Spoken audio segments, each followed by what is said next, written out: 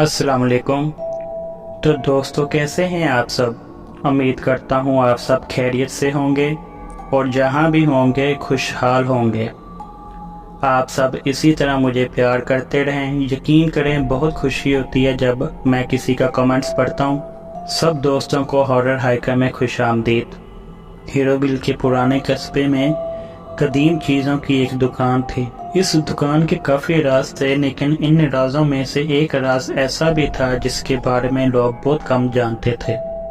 दूर से बड़ी शेल्फें और स्टोर में मौजूद पुराने पड़े हुए ट्रंकों में एक पुरानी डॉल थी जिसकी तारीख तरीकों में डूबी हुई थी। एक बज़ाहिर मासूम चीनी मिट्टी के बर्तन में तैयार करदा खोखली आंखें और पेंट से बनी एक मुस्कुराहट थी जिसके अंदर एक परेशान कुन राज छुपा हुआ था। लेकिन अभी तक अगर आपने मेरा चैनल सब्सक्राइब नहीं किया तो बराए मेहरबानी जल्दी से सब्सक्राइब कर दें और बेल आइकन को भी लाजमी प्रेस कीजिएगा। तो चलते हैं कहानी की तरफ। इस गुड़िया को किसी खिलौने वाले ने तैयार किया था। खिलौने बनाने वाला अपने काम में काफ़ी महारत रखता था और इसने ये गुड़िया किसी खतरनाक काम को सरअंजाम देने के लिए बनाई थी।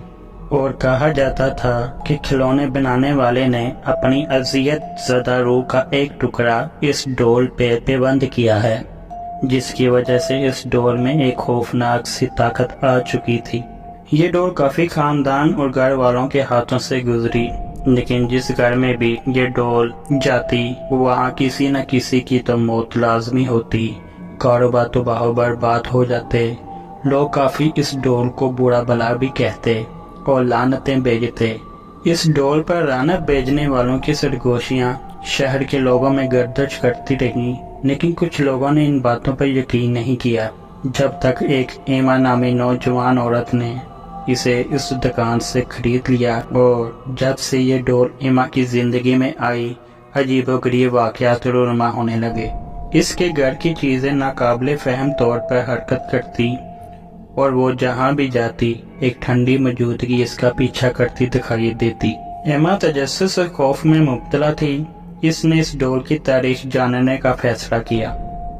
इसने उन लोगों से बातचीत की जो इस डोल के बारे में जानते थे। इसने उस खिलौना बनाने वाले के अलमनाक माज़ी की कहानी को खोला।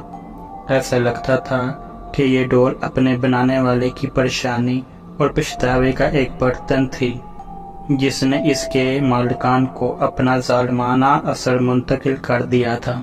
जैसे ही एमा ने हकीकत का पर्दाफाश किया, गुड़िया की सरगोशियाँ मजीद असरार करती गई और इसे खिलौना बनाने वाले की नामुकम्मल कारोबार को पूरा करने की ताकीद की।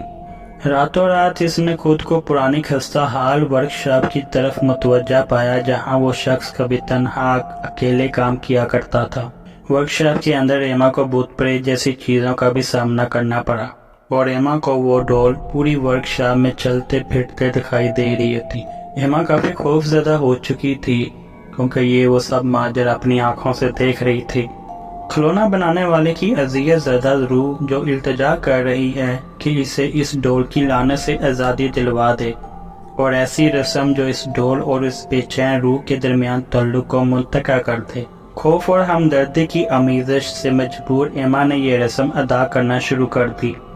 रस्म अदा होते ही वर्कशॉप एक दूसरी दुनियावी कुव्वत के साथ हिल गई। जब खिलौना बनाने वाले की रूह आज़ाद हो गई तब इस डोल की सरगोशियाँ अपने अरूज तक आ पहुँची और आहिस्ता आहिस्ता वह मिट्टी में तब्दील होना शुरू हो गई। एमा अपने खौफज़दा आँखों से ये सारा माजरा देख रही थी। जब वो मुकम्मल तौर पर बेजान और मिट्टी के बर्तन की तरह हो गई तब इसने इसको जंगल में जाकर किसी महफूज जगह पर दफन कर दिया।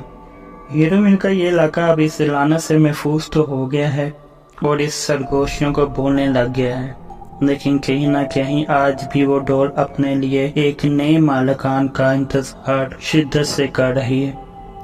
अगर आपको मेरी कहानी अच्छी लगी हो तो कहानी को लाइक और कमेंट कीजिएगा और चैनल को ज़रूर सब्सक्राइब कीजिएगा। मिलते हैं अगली कहानी के साथ, तब तक के लिए अल्लाह हाफिज़।